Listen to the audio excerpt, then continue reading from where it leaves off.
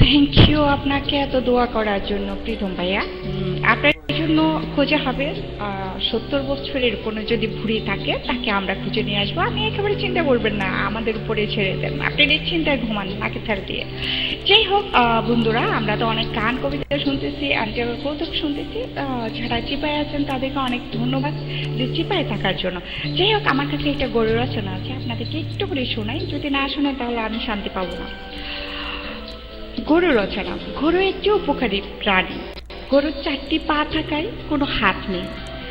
গরুর 2টি চোখ, 1টি নাক, 2টি কান, কিছু দাঁত, 1টি গাল আছে এবং লেজের আগায়ও নাকে কিছু চুল আছে। গরুর মাথাতে গরুর গোস্ত, মাথায় থাকে সব গরুর গোস্ত।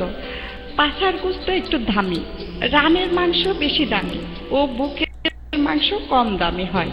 গরু সাধারণত 3 প্রকার হয়। বিভিন্ন গরু বেশি গরম হয় বলে নাকে নাখাল লাগাতে হয়।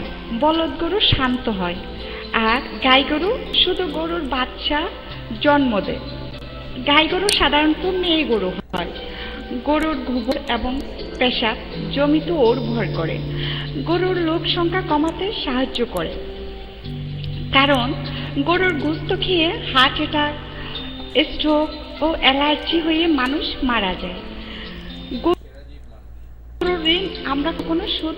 আল্লাহ সব গরুকে বেহেশতে নসিব করুক, আমিন। ধন্যবাদ সবাইকে। গরুর জন্য দোয়া করবেন, কারণ গরু এত উপকারী জিনিস। আমরা তো গরু যে গরুকে বেহেশতে নসিব করুক, আমরা সবাই চাই, যেটা এত উপকারী একটা জিনিস। তো আমরা চলে যাবো এখানে একটা গানে। আমাদের জন্য গান নিয়ে আসবে মন চলে। মন চলে আপনি কি আছেন? যদি থাকেন মাইকটা আপনার জন্য।